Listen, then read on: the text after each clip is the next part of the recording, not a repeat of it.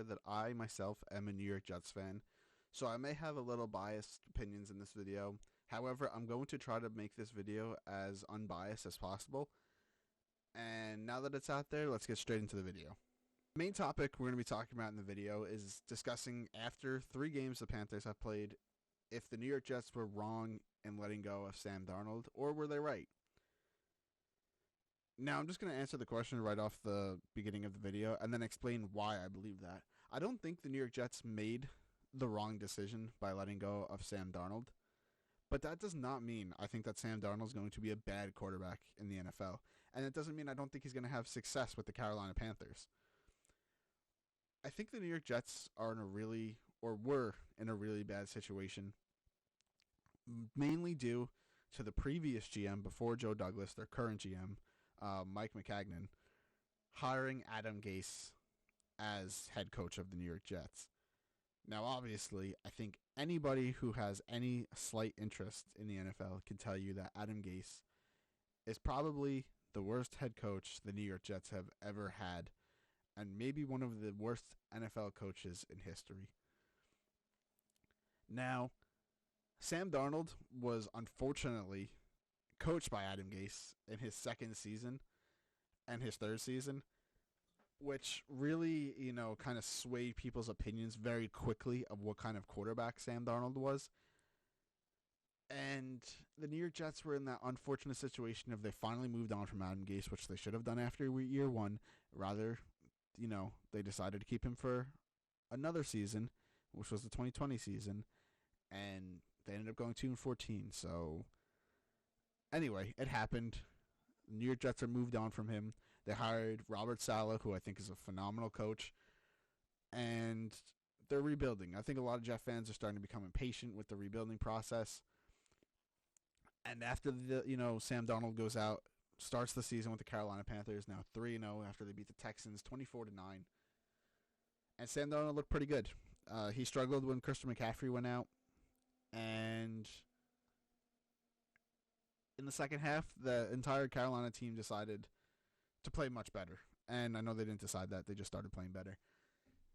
But the New York Jets were in that uncomfortable situation of they had Sam Darnold was going into his 4th season. He had not proven himself yet. He had a struggling rookie year in the beginning. Finished off his rookie year looking really well, or really good. And then he goes into his first year in the Adam Gase offense. And to be honest, that was actually Sam Darnold so far the best year of his career in his first year. He played in 13 games. He had the mono situation. It was 2020, or 2019 before the COVID year. He had the mono situation. He missed a few games, so he only played in 13 games.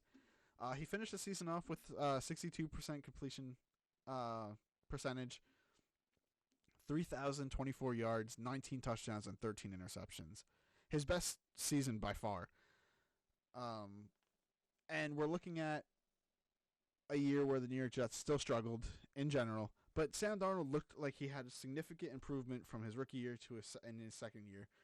And there were some games, like the Cowboys game, which was the 4th game of the year. It was only Sam Darnold's second game of the year, and Sam Darnold looked really good. It was one of those 4:30 games against the Cowboys where a lot of people were able to watch, and I remember a lot of people saying, you know what? That was, everyone was going to make the jokes about Sam Darnold the mono that week. And then Sam Darnold goes out because he was coming back his first week back.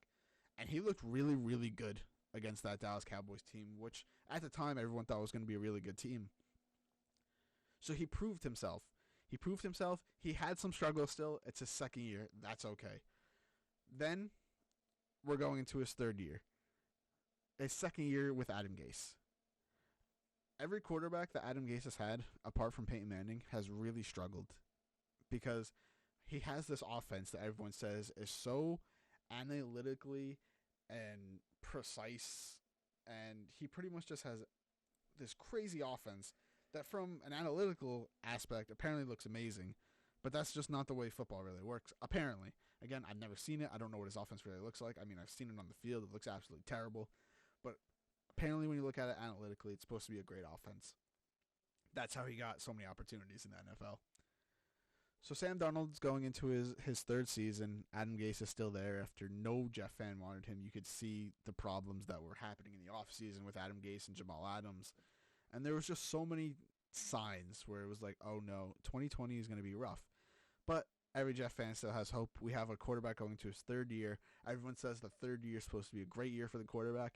He's not going to make those rookie mistakes anymore. We're really going to see that improvement from him. And then Sam Darnold goes out and he has his worst season ever. Now, again, we don't know if that is all because of Adam Gase, or Adam Gase's offense, Adam Gase's team. That was really Adam Gase's team that he helped build, and Joe Douglas got him the pieces he wanted. And let's just say that team was not talented at all. That team had so many holes, so many issues. And Sam Darnold, he only plays in 12 games. He has the shoulder injury that kind of lingered for the first half of the season, and it probably bothered him throughout the entire season. But his stats for that year, he had a 59.6 completion percentage, so that went down 3%. He had 9 touchdowns, so under 10 touchdowns in 12 games played. He was throwing under a touchdown a game. And 11 interceptions. So he has a negative touchdown-interception ratio, which is not good, obviously. And he only throws for 2,208 yards, which is terrible. That means he's only averaging 184 yards per game. That's what it ended up coming out to. Which in the NFL, when you're losing games and throwing the ball as much as the New York Jets were, is terrible. And people put a lot of blame on Sam Darnold, despite the entire season last year. Everyone's saying, I wonder what Sam Darnold will look like after Adam Gase is gone, because the writing was on the wall that Adam Gase was going to be gone after a 2-14 year. Everyone was comparing him to Ryan Tannehill and his resurgence that he had with the Tennessee Titans. So I think a lot of people expected the New York Jets to be able to keep him and, move on and see what he'll look like outside of the Adam Gase offense, because that second half of his rookie year, he looked really, really good. And then even in the first year of Adam Gase, Sam Darnold had significant improvement. It was that third year, that last year he was in New York, the COVID year, where he really struggled. And, the team was, I think, worse. I think the team got worse when Adam Gase was there. And Sam Darnold's obviously going to suffer from that because they had no running game. Frank Gore is their starting running back, which makes no sense. He's like 38 years old. He's been in the league forever. I think Frank Gore was a great player, but he can't be your starting running back in 2021. Or 2020, I'm sorry. He can't. Maybe a backup or something, teach the young guys, or he comes in on third downs or something like that. But he was getting majority of the snaps in 2020 for the New York Jets, which obviously just shows what kind of team and talent the Jets were. But the Jets then have to make this decision after they get rid of Adam Gase. They bring in Robert Saleh. They bring in a whole new staff to the building. That staff now has to decide, do we want Sam Darnold being our future quarterback going into his fourth year and he hasn't proven anything? And now, if the New York Jets won, 6 or 7 games and they're middle of the pack team in the NFL, yeah, you could definitely consider that. But the New York Jets went 2-14, which means they have the number 2 overall pick and a quarterback that has 5 first-round quarterbacks in it. Trevor Lawrence, Zach Wilson, Trey Lance, Mac Jones. Maybe only 4 quarterbacks. I might have miscounted there. Maybe I'm missing somebody. Davis Mills started for the Texans last night. I know it's not a first-round quarterback, but another rookie quarterback that's already played. So there's a quarterback class that has a lot of quarterbacks that have high potential, and they're going to come in on rookie deals, which pretty much resets the team. That's basically what a lot of teams refer to it as. And the Jets are stuck in that predicament now. Do we look into, well, they're obviously going to look into the quarterbacks, but do we take one of these quarterbacks, reset the team, give ourselves a little bit of time to build a team around a new quarterback without having to pay the quarterback, which I think became the issue with Sam Darnold, because Sam Darnold in 3 years with the New York Jets had flashes of greatness and had really bad games. You can't really pay a starting quarterback salary with that kind of performance that he had. And I think that was really the issue that the New York Jets are faced with. And looking at it from the outside, you might say now, with Carolina being 3-0 and Sam Darnold actually looking great, and even, the adversity he dealt with against the Texans, not having Christian McCaffrey, he really bounced back. He struggled at first without Christian McCaffrey, but I think the entire team is going to struggle without Christian McCaffrey. He's literally 95% of their offensive playbook probably. So I think at halftime, Joe Brady was able to figure out which plays can we do, help Sam get in a rhythm, help the entire offense get in a rhythm, because they really had no running game once he left. Devontae Freeman actually, I think, was the leading rusher after, because Chuba Hubbard struggled pretty badly. So we're looking at, you know, we can look at it now and be like, oh, the Jets made the wrong decision. But when you look at the facts of what they were faced with in the offseason, are they going to, pick up Sam Darnold's fifth-year option? Now, he's going to his fourth year, so they technically have to pick up his fifth-year option before his fourth season. And I believe his fifth-year option is $20 million. Are the New York Jets willing to pick up that fifth-year option, or even, think about signing him to a long-term contract rather than taking one of the rookie QBs that there's so many of? And obviously you could pick, you have your choice besides Trevor Lawrence. Everyone knew Trevor Lawrence was going number one. So then you have your choice of the other three quarterbacks. It just didn't make sense, I think, from the New York Jets perspective, to not trade Sam Darnold, because it's not that they didn't believe in him. They need to reset the team. Adam Gase left the team in absolute shambles. I mean, he did the same thing in Miami, and Miami really struggled even with Brian Flores there. They really struggled right after he left. And then, obviously, Brian Flores and that team has been able to turn it around. But they struggled at first, and the New York Jets are going to do the same thing. Adam Gase, he left that bad taste in the Jets locker room, which Robert Saleh is trying to turn around. They had a terrible team because, every GM is going to bring in a coach as player. So a lot of the players there were, Adam Gase players. And I don't mean this in a rude way, but being in that kind of offense, being, in that kind of rhythm, they're not great players. The team just needs to get better in a lot of areas.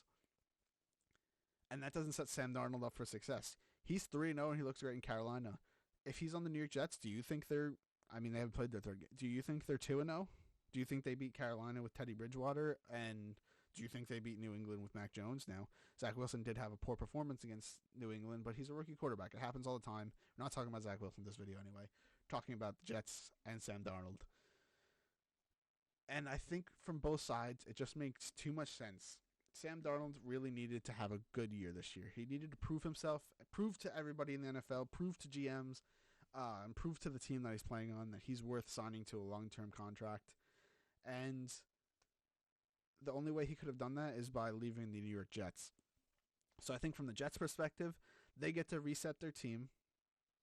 They get a rookie quarterback. They have a couple years before people have any expectations for them. Right now it's about growing, being competitive, and trying to, bring those young players to become successful NFL players. And then for Sam Darnold on the flip side, he gets to go to a team that has much more talent than the New York Jets. They have a great receiving core. They have Christian McCaffrey. They have an okay offensive line.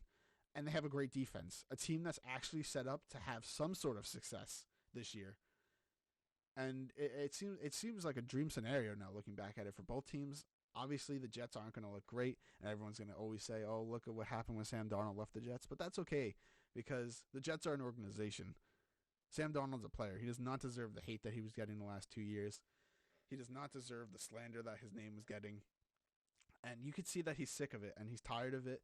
Last night, after the game, they asked him about, what compare this to your time in New York, and he said, I'm tired of talking about New York. And I don't blame him. He's having success with his team right now in Carolina. They look really good. And he's still being asked questions about New York. They're not giving any credit to this team that he has here. They're not giving any credit to Sam Darnold. They're just asking him, oh, what about the Jets? He doesn't want to talk about the Jets. They traded him. He's moved on into life. Ask him questions about Sam Darnold and his team currently. Ask about his teammates. And I think Sam Darnold's a great guy. I think he has a lot of potential in the future, and I'm really excited to see what the rest of the season holds. But after last night, obviously being a primetime game, there's a lot of talk. I think this talk, it needs to be, the New York Jets and Sam Darnold have moved on. The decision has been made, and they'll always be compared to one another. Zach Wilson and Sam Darnold will probably be compared forever as long as Zach Wilson and Sam Darnold are starters in the NFL. Unfortunately for both of them, that's not fair to either of them, but it's going to happen. But we want. Let's just root for the New York Jets to be rebuilding. Let's root for Sam Darnold, and I hope he has a great season. And they're off to a great start. Let me know what you guys think. Let me know if you agree with me, if you think the Jets should have kept him, or any other opinions you really have on the situation in general. Let me know any video ideas and discussions you guys want to have in the future. Hope you guys enjoyed the video and have a great day.